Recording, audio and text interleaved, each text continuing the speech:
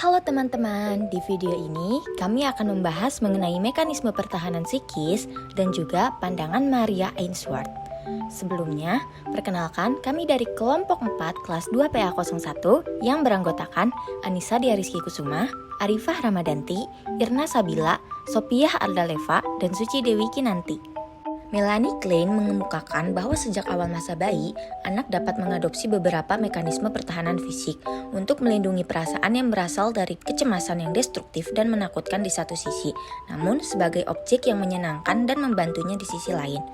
Untuk mengontrol kecemasan ini, bayi menggunakan beberapa mekanisme pertahanan diri, seperti introyeksi, proyeksi, pemisahan, dan identifikasi proyektif. Yang pertama adalah introyeksi. Introyeksi yang dimaksud Klein adalah hayalan yang diperoleh bayi mengenai persepsi dan pengalaman mereka dengan objek eksternal yang asalnya dari payudara ibu. Bayi umumnya mencoba memasukkan objek positif seperti puting ibunya sebagai perlindungan dari kecemasan. Namun, terkadang mereka juga dapat memasukkan objek negatif, seperti menafsirkan payudara sebagai ancaman untuk mengambil kendali. Objek-objek yang diintroyeksi bukan representasi akurat dari objek nyata, tetapi sudah diwarnai dengan hayalan anak-anak. Misalnya, bayi berhayalan bahwa ibunya selalu ada bersamanya, sehingga mereka merasa sosok ibunya berada di dalam badannya. Tentu saja sebenarnya seorang ibu tidak selalu ada, namun bayi tidak ingin menghilangkan hayalannya mengenai kehadiran ibunya, sehingga sosok ibunya ini menjadi objek internal. Mekanisme pertahanan psikis yang selanjutnya adalah proyeksi. Proyeksi merupakan hayalan atau fantasi yang dirasakan oleh seseorang di mana terdapat impuls-impuls yang sebenarnya milik dirinya sendiri, namun kemudian dipindahkan pada orang lain, sehingga dia merasa bahwa impuls-impuls tersebut tidak berasal dari dalam dirinya sendiri. Seorang anak akan memproyeksikan gambaran baik dan buruk dalam objek eksternal, terutama objek mengenai orang tua mereka. Proyeksi akan membuat seseorang yakin bahwa pendapat subjektifnya itulah yang benar. Misalnya, seorang anak laki-laki yang membenci dan mempunyai keinginan untuk menghancurkan ayahnya, kemungkinan merupakan proyeksi dengan menyalahkan ayahnya, karena mempunyai keinginan seperti itu, di mana ia akan memproyeksikan bahwa ayahnya lah yang sebenarnya membenci dan ingin menghancurkannya. Selain anak-anak, orang dewasa juga akan melakukan proyeksi, di mana kadangkala orang dewasa akan memproyeksikan perasaan cintanya terhadap orang lain dan kemudian merasa yakin bahwa orang itulah yang sebenarnya jatuh cinta padanya. Lalu selanjutnya ada pemisahan. Anak-anak atau bayi cenderung memandang dunia dan orang-orang di sekitarnya sebagai baik atau buruk secara ekstrim. Mereka melakukan pemisahan antara objek yang memberikan keamanan dan objek yang dianggap mengancam. Hal ini dapat terjadi dalam pikiran mereka secara bersamaan. Contohnya, bayi akan merasa aman dan tenang ketika berada dalam pelukan ibunya. Namun sebaliknya, jika bayi berada di antara orang yang menurutnya asing, bayi akan merasa tidak nyaman dan terancam. Lalu bayi akan menunjukkan perasaan terancamnya dengan cara menangis. Mekanisme pertahanan psikis yang terakhir adalah identifikasi proyektif. Identifikasi proyektif merupakan mekanisme pertahanan psikis di mana bayi memisahkan bagian dari diri mereka yang tidak dapat diterimanya, kemudian diproyeksikan menjadi objek lain, dan selanjutnya diintroyeksikan kembali ke dalam diri mereka dalam bentuk yang berbeda. Dengan memasukkan kembali objek tersebut ke dalam diri mereka, bayi merasa bahwa mereka sudah menjadi seperti objek yang diinginkannya.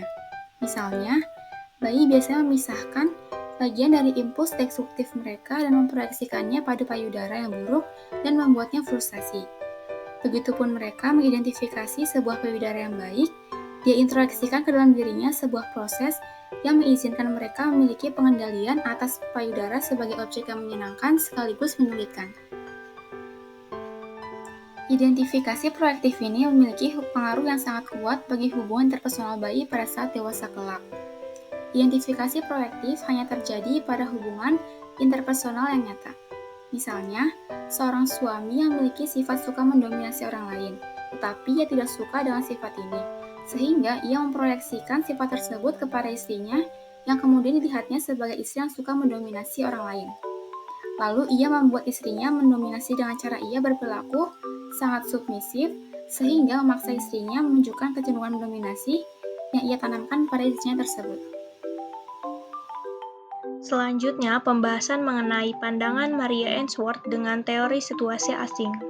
Menurut Ainsworth, hubungan keterikatan atau kelekatan berkembang melalui pengalaman bayi dengan pengasuh di tahun-tahun awal kehidupannya. Keterikatan atau attachment merupakan suatu ikatan emosional yang kuat antara bayi dan pengasuhnya atau orang-orang yang istimewa dalam kehidupan mereka. Ainsworth meyakini ada 3 skala gaya kedekatan. Yang pertama, rasa aman. Bayi akan merasa terganggu ketika ditinggal ibunya, namun akan merasa gembira dan antusias ketika ibunya kembali. Yang kedua, cemas menolak. Bayi tampak selalu menempel dengan ibunya dan bersembunyi dari orang asing. Bayi juga akan menunjukkan keengganan untuk mengeksplor lingkungan. Bayi akan sedih ketika ditinggal ibunya dan akan sulit tenang ketika ibunya kembali. Bayi akan mengekspresikan emosi negatif yang berlebihan seperti menolak kontak dengan ibunya. Yang ketiga, cemas menghindar. Bayi akan tampak tenang ketika ditinggalkan ibunya dan dapat menerima orang asing. Namun ketika ibunya kembali, bayi akan mengabaikan dan menghindarinya. Hal ini dikarenakan bayi kurang memiliki resiliensi ego dan kurang mampu mengekspresikan emosi negatif. Jadi kesimpulannya, mekanisme pertahanan psikis menurut Klein ada 4 macam. Yang pertama, introyeksi, yaitu hayalan yang diperoleh bayi mengenai persepsi dan pengalaman mereka dengan objek eksternal yang asalnya dari payudara ibu. Yang kedua ada proyeksi, yaitu fenomena di mana seseorang memindahkan impuls-impuls internalnya, baik positif maupun negatif. Yang ketiga ada pemisahan, di mana seseorang anak memandang orang-orang di sekitarnya sebagai baik atau buruk secara ekstrim. Yang keempat ada identifikasi proyeksi, yaitu mekanisme pertahanan psikis di mana bayi memisahkan bagian diri yang tidak dapat diterima, lalu diproyeksikan ke objek lain dan diintegrasikan kembali ke dalam diri mereka, sehingga menciptakan persepsi menjadi seperti objek yang diinginkan. Dan yang terakhir, pandangan Maria Ainsworth mengenai 3 skala gaya kedekatan. Yang pertama, rasa aman. Bayi merasa terganggu ketika ditinggal ibunya dan bergembira saat ibunya kembali. Yang kedua, cemas menolak, yaitu bayi selalu menempel dengan ibunya dan bersembunyi dari orang asing. Lalu yang ketiga ada cemas menghindar, yaitu bayi tampak tenang ketika ditinggal ibunya dan dapat menerima orang asing. Sekian materi yang kelompok kami paparkan. Semoga dapat bermanfaat. Thanks for watching.